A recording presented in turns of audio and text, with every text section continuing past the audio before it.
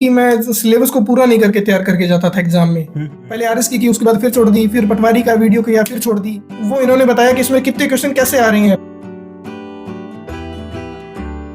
Hello friends, welcome back my new blog. और आप सभी का हमारे आज के ब्लॉग और हमारे यूट्यूब चैनल के ऊपर स्वागत है। आई होप कि आप बहुत अच्छे हैं और अपनी पढ़ाई अच्छे तरीके से कर रहे हैं।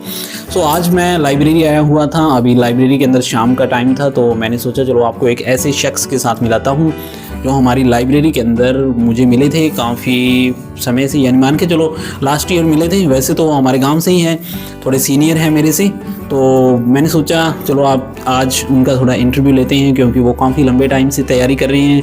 अभी उनका 4th ग्रेड के अंदर सिलेक्शन भी हो गया है, तो कुछ बातें करते हैं उनसे। और वीडियो को अंत तक ज़रूर देखना, क्योंकि आपको बहुत कुछ सीखने को मिलेगा। चैनल के ऊपर नए हो तो चैनल को सब्सक्राइब ज़रूर कर लेना।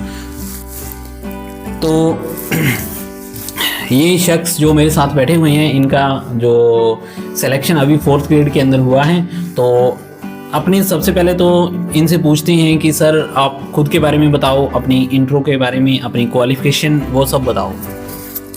धन्यवाद बलवंत जी। मेरा नाम पुनीत है और सिलवाला खुर्द का मैं रहने वाला हूँ, जो हनुमानगढ़ डिस्ट्रिक्ट राजस्थान में है। सर आपने तैयारी कब शुरू की थी? मैंने तैयारी सर 2016-17 में शुरू की थी और आरएस की शुरू की थी मैंने स्टार्टिंग में तैयारी। यानी कि जब आपने स्टार्टिंग की थी, पहली प्रिपरेशन जब आप करने लगे थे, तो आपने आरएस की स्टार्ट की थी जी। ठीक है। और उसके बाद में फिर आपने आरएस का मेंस या फिर प्री कौन सा एग्जाम दिया? किसी के अंदर सफलता मिली आपको? नहीं, मैंने प्री दिया था। प्री मेरा नहीं हो पाया था। अच्छा। क्योंकि मैं उसको तैयारी कंटिन्यू नहीं रख पाया था, इस कारण से नहीं हो पाया मेरा। उसके बाद में फिर आगे आपने कौन सी तैयारी? जी, उसके बाद मैंने पटवारी का दिया था, एसआई का दिया था और वीडियो का दिया था। ठीक है। और उनमें कुछ नंबर मेरे शॉर्ट थे। तो जो नंबर शॉर्ट रह जाते थे, यानी कि आपको एक तरह से कह सकते हैं कि वो असफलता ही बोलते हैं उसको अपने, क्योंकि कोई भी ऐसा एस्पिरेंट है तो उसको ना अपनी, कहते हैं ना कि अपनी गलतियों को स्वीकार करना चाहिए, अपनी असफलताओं को स्वीकार करना चाहिए। तो क्या आप में भी वो चीज़ थी कि अपनी गलतियों को स्वीकार करो, अपनी असफलताओं को स्वीकार करो, फिर उसके अंदर आपने क्या क्या इम्प्रूवमेंट किए? जी, मेरी सबसे बड़ी गलती यही थी कि मैं सिलेबस को पूरा नहीं करके तैयार करके जाता था एग्जाम में। उसमें जैसे मेरा इंग्लिश थोड़ी वीक थी, तो मैं इंग्लिश को पूरा ही छोड़ के चल रहा था। ठीक है। और मैथ में जैसे जियोमेट्री आती है और इस तरह के क्वेश्चन में पूरे स्किप करके चल रहा था, ये मैं तैयार नहीं कर रहा था। इसका मुझे काफ़ी लॉस हुआ। हाँ, में वीडियो में हाँ, वो बोलते हैं ना कि अगर आप सिलेबस को 100% अगर आप करके जाते हो, तो वहाँ पे जाते जाते 90% रह जाता है। जी। आप पहले ही 90% लेके चल रहे थे, तो वहाँ पे तो फिर आपको लॉस होना ही था। तो वो 70 पे आ जाता है। 70 पे आ जाता है। और बाकी जो स्टूडेंट हैं या फिर बाकी एस्पिरेंट हैं, उनसे तो अपने बहुत पीछे चले जाते हैं। वैसे पहले अपने पीछे चले गए। हाँ, वैसे पीछे चले गए, आने वाली बात ही नहीं बची। हाँ, तो फिर आपने इसके अंदर क्या क्या इम्प्रूवमेंट किए थे आगे? जी, उसके बाद में पटवारी का मैंने दिया, वीडियो का दिया और एसआई का दिया। उसके बाद में मैंने पढ़ाई छोड़ दी थी, क्यों इन तीनों में नहीं हुआ। काफी टाइम से असफल हो रहा था, क्योंकि बीच में पढ़ाई में छोड़ के कर रहा था, कंटिन्यू नहीं रख पा रहा था। पहले आरएस की उसके बाद फिर छोड़ दी, फिर पटवारी का वीडियो किया, फिर छोड़ दी, फिर एसआई का किया। और एसआई का एग्जाम हो गया, पर उसमें फिजिकल में मैं रह गया था। तो फिर मैंने घर वालों को बोलने लगा कैसे समझ लो। मैंने सोनी समाज से बिलोंग करता हूँ, तो मैंने सुनार की दुकान कर ली थी, सोना चांदी की। अच्छा, यानी कि आपने प्रिपरेशन एकदम बंद कर दी थी? जी हाँ। तो दुकान करने के बाद में फिर आपने कब दोबारा आपके मन में आया कि मुझे अब दोबारा फिर इसी फील्ड के अंदर जाना चाहिए? जी, मुझे ये जो 4th ग्रेड की वैकेंसी है, इसमें वैकेंसी की संख्या काफ़ी अधिक थी। तो मुझे लगा अभी इतने साल से अपन थोड़ी तैयारी की है, तो इसको थोड़ा और कंटिन्यू एक बार और करके देखते हैं, क्या पता इसमें हो जाए, एक बार सरकारी हो जाए। नाम हो ऐसे हो जाए, भी इतने साल तैयारी की है तो एक बार सरकारी हो ली अपन। हाँ, इस वजह से मैंने दोबारा शुरू की। हाँ, वही बात है ना, वो जो 4th ग्रेड का एग्जाम हुआ था, तो वो एक लड़के का शायद इंटरव्यू था, मैंने सुना था, उसमें वो बोल रहा था कि रिश्तेदार है ना, वो बैंक बैलेंस नहीं देखते, वो ये देखते हैं कि इसने तैयारी की है, ये सरकारी हुआ या नहीं हुआ। हाँ, बस वही बात होती है। तो 4th ग्रेड के अंदर जब आपने प्रिपरेशन की, आपकी रैंक कौन सी है? मेरी है 4066। अच्छा, काफ़ी अच्छी रैंक है जी। तो यानी उस दौरान आपने किस तरह से प्रिपरेशन की थी जो आपको मतलब इतना अच्छे से और इतनी अच्छी सफलता मिली? क्योंकि आप बहुत से ऐसे भी कैंडिडेट हैं जो नॉर्मलाइजेशन की वजह से बाहर हो गए हैं, तो कुछ एक तो बोल रहे हैं एग्ज़ाम भी थोड़ा यानी कि लेंथी था, सब्जेक्ट काफ़ी हार्ड दिए हुए थे। तो इस दौरान आपने किस बुक से और कौन सी टेस्ट सीरीज यानी कि किस तरह से आपने प्रिपरेशन की थी? जी, मैं आपको बताना चाहूँगा, मैंने दुकान छोड़ी तो उस दरमियान दुकान मेरे पापा जी संभाल रहे थे। वो संभालते थे। एक बार हमारी बेर वाला दुकान है वो संभालते थे। एक दिन ओडी 1 में था और एक दिन एलम आ जाते थे। इस तरह से मैंने वो पूरी तरह से छोड़ दी थी दुकान, और मैंने हमारे गांव में लाइब्रेरी है वो ज्वाइन की थी। लाइब्रेरी जी, यही लाइब्रेरी, जिस लाइब्रेरी के अंदर बैठे हुए जी, यहीं के लिए यहीं पढ़ने आते थे। सुबह आते थे, शाम को जाते थे, ये रूटीन था। और सबसे बड़ा इसमें एक ये था कि भाटिया आश्रम जो टेस्ट सीरीज चलाता है उसको हमने कंटिन्यू किया। जो उन्होंने बोला, जैसे बताया वो पूरा पढ़ा और उसमें परफॉर्म करने की कोशिश की, टॉप रैंक में जाएं। जो उनके टेस्ट होते हैं वहीं पे, तो वहाँ का बढ़िया मिला। और एक और थे हमारे जो साथ पढ़ने वाले बलवंत जी जो इंटरव्यू ले रहे हैं, इन्होंने भी काफ़ी मदद की।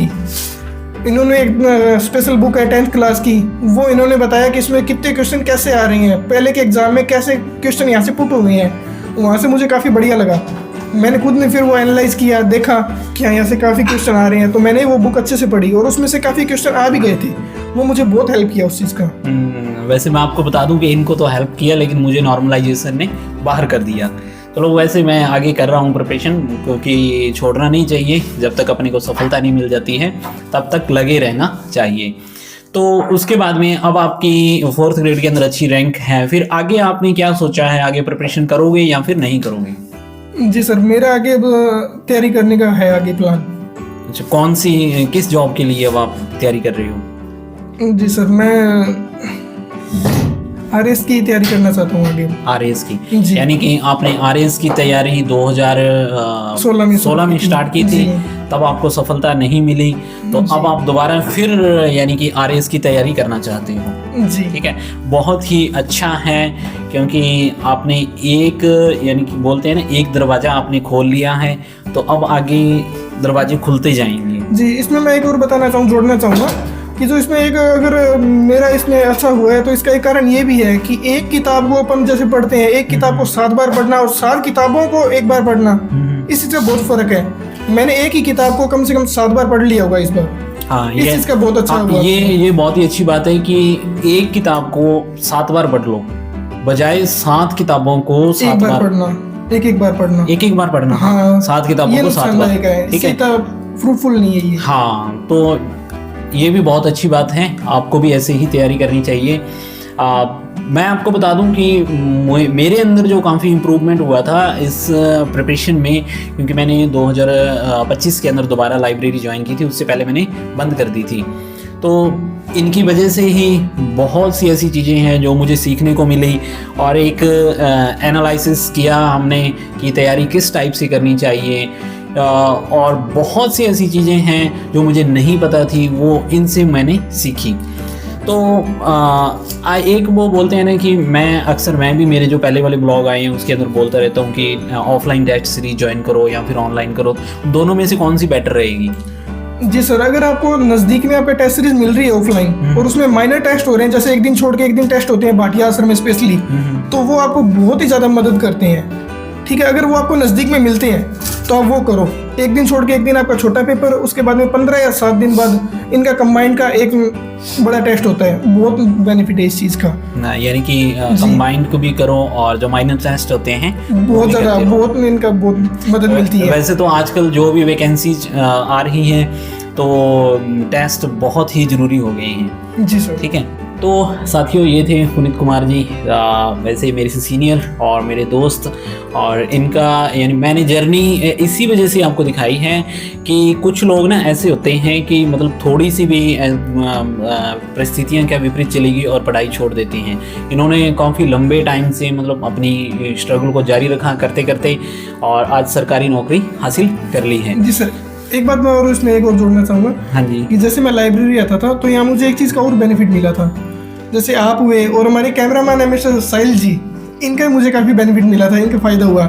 हमारे 3 लोगों का एक ग्रुप बन गया था अपना, तो इसमें ये बेनिफिट हुआ कि जो पेपर हम देखे उसका एनालिसिस कर लिया, जो क्वेश्चन नहीं आ रहे वो आपस में डिस्कशन कर लिया। हम 3 लोग थे, मैं, बलवंत जी जो इंटरव्यू ले रहे हैं, और हमारे कैमरामैन है साहिल जी, इनका काफ़ी बेनिफिट हुआ।